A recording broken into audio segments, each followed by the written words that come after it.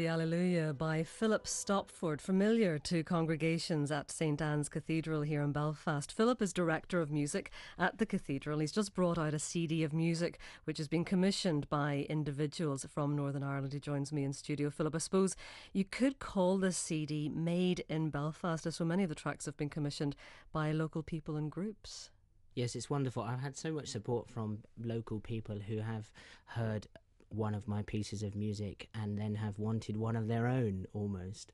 And so there are various groups, or sometimes individuals, but sometimes groups of people who want to commission a piece either for their own personal celebration, or as a memento to somebody perhaps, or for a special occasion. Because you do have that. You've got a 25th wedding anniversary gift commissioned by someone for her parents, and a mother's prayer is another track on the CD. So there just seems to be so much local connection to it. There is, yes.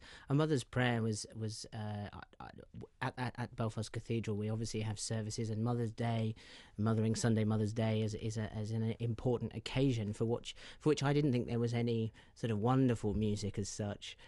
So you wrote it yourself? So we thought we'd write it ourselves, and that's what church musicians have been doing for hundreds and hundreds of years. Why should I be any different?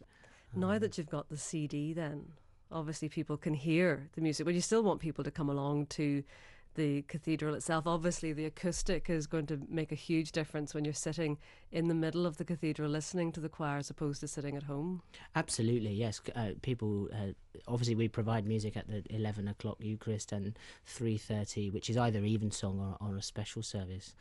And with our glorious new spire as well on top of the building, there's even more reason to come down. A lot of interest in this spire, and I think you're writing the music for its official launch in September. I hope to put together a piece of music, yes, for the launch. It's going to be a unique event, which unique events deserve unique pieces of music, I think. So what will inspire you about a spire?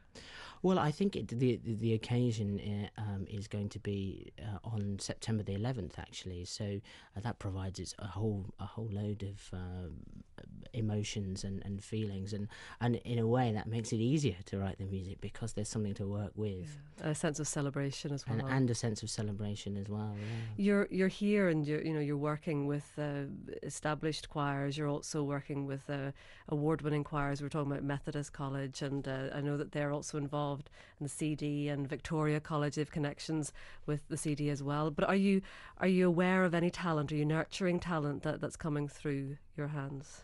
Yes, I mean, I'm responsible for recruiting and training the choristers, and what I like about Belfast Cathedral and the Cathedral Choir is that we're sort of unique in that we deal with boys' voices primarily, and there are lots of school choirs with lots of girls in, but it's nice to get that unique sound of just boys' voices as well. It's just hard as well. I was reading recently about it. It's getting quite difficult to attract boys to singing in choirs. It is. You have to bear in mind that places like St Paul's Cathedral and Westminster Abbey get the pick of all the children from across the UK, and we really recruit from a sort of 5 to 10 mile radius.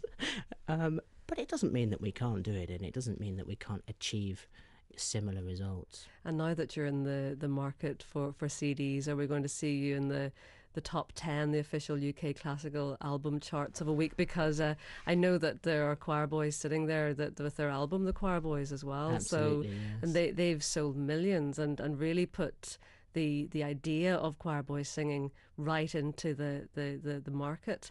Would this be somewhere you'd be interested in going? Absolutely. I think we're interested in being the beginnings of appearing on the X Factor or whatever, getting these children interested in singing. Singing's on the television all the time, whether it be classical performers or in shows or pop music, and so definitely. But with regards to myself, yeah, it wouldn't hurt to sell a few thousand albums. Give it a good plug there. One of your choirs, Melisma, will be giving a performance here at Broadcasting House, 17th of May at 6 p.m. So tell us what's in store then. We're going to do a selection of music sort of with a bit of an American tinge, actually. There's a lot of beautiful choral music coming from America, from Eric Whittaker and Morton Lauridsen, and so we're going to be doing some of those pieces, and we thought, as it was summer, there's a lovely new piece called Sure on This Shining Night, and it's got lovely vowel sounds, lovely R sounds, and shining, and keeping the mouth open and creating a lovely sound. Lots of, how do you say that again? Sure, on this shining night. Well done if you can get them to say that. The S is in as well. Thank you very much, Philip Stopford. Thank you very much. And that album, the choir is called Ecclesiam and the album's called Creation by Philip Stopford, is published by Priory Records. For more on the album, you can visit the website priory.org.uk. And Philip's other choir, Melisma, is in concert, as I said, Saturday on 17th of May at 6 p.m. here in BBC Broadcasting House. Tickets are available from the BBC Northern Ireland ticket unit. Log on to bbc.co.uk/ni/ticket.